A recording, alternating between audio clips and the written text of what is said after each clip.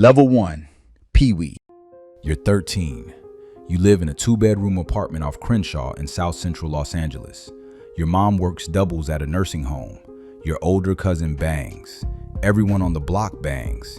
The set runs 6 blocks in every direction. Blue rags, 6-point stars, and the letter C scratched into every wall and bus bench within walking distance.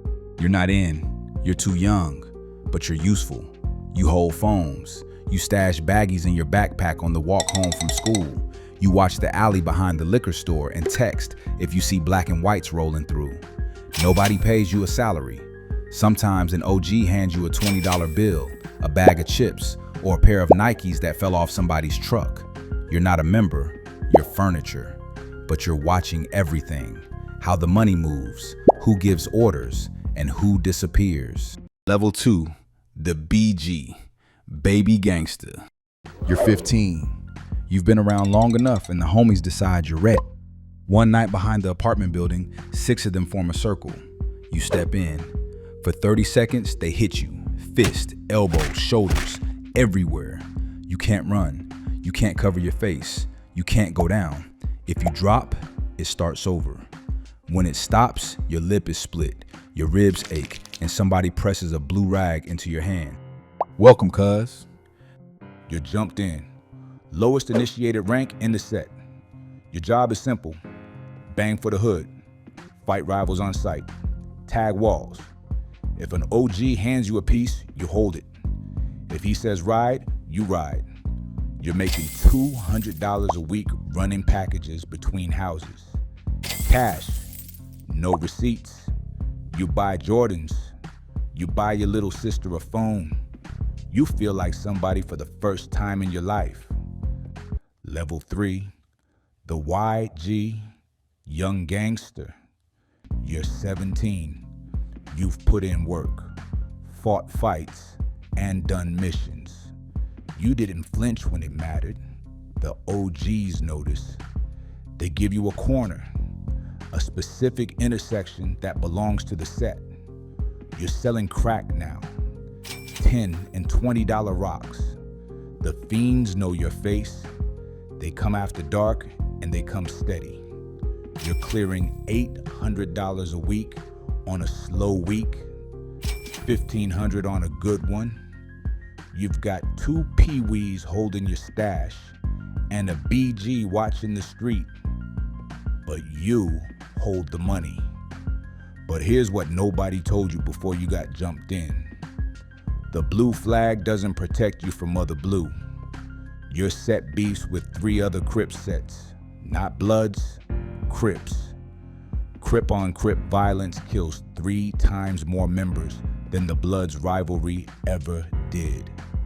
The 8 Trays and the Rolling 60s have been at war since 1979. In Watts, the PJ Crips actually allied with the Bounty Hunter Bloods to fight the Grape Street Crips.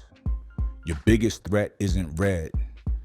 It's another shade of blue driving past your corner at 2 a.m. Level 4, the G Gangster. You're 21, full member. You run a trap house off Normandy. You're buying ounces and breaking them down. Crack, weed, pills, whatever moves. The set supplies you, and you supply the YGs below you. You keep your cut. That's $2,000 to $5,000 a week in your pocket. You've already done 11 months in county. You came out harder, quieter. Now you enforce discipline. A BG gets caught smoking his own product. You handle it. The set calls it sanctions. Could be a fine, could be a beating, could be worse. The rules are simple. Don't snitch. Don't steal from the homies. Don't kill a Crip without a green light from above. Break those rules and you don't get a second conversation. You get a funeral. Level 5, the OG, original gangster. You're 27. You've been banging for over a decade. The younger members call you OG and they mean it. You greenlight missions. You settle disputes. You authorize hits. You're connected to suppliers outside the set. intermediaries who move weight from cartel stash houses across the county. You're pulling $5,000 to $15,000 a week. You've got a leased Charger, a girl in Inglewood who thinks you flip houses, and a storage unit with $80,000 cash, and 2 pistols nobody can trace. But the DEA has your phone tapped. The FBI has been photographing your front door for 6 months. Your name is in a federal file now. The younger homies you brought up, the ones you trusted with everything, they're the ones the feds are squeezing. Cooperate and walk, or go down for 25. One of them's gonna flip. You just don't know which one yet. Level 6, the big homie, double OG, you're 33. You don't stand on corners anymore. You own a barbershop, a car wash, a recording studio that's never released a track. The businesses are fronts. Money goes in dirty, comes out looking clean. You've got influence across multiple sets now. When 2 Crip gangs go to war, you're the one who brokers the truce or greenlights the escalation. You run things from a distance.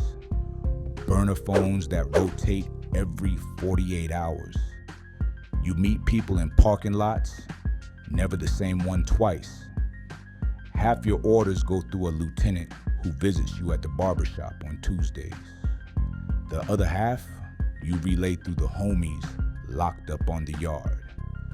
A 90-second phone call from a federal facility, coded language. Tell little cuz to handle that thing on Figueroa. That's an order.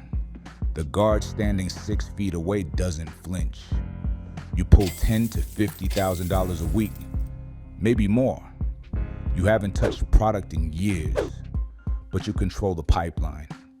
And you're starting to see the pattern. Every big homie you ever looked up to is dead or in a cell. Every single one. You tell yourself you're different. They all told themselves that. Level 7, the triple OG. You're a legend now. Your name carries weight across the city. You've survived 20 years in a world where most don't last 10. You've got music labels, a charity foundation, celebrity connections. Athletes donate to your nonprofit. You do podcasts.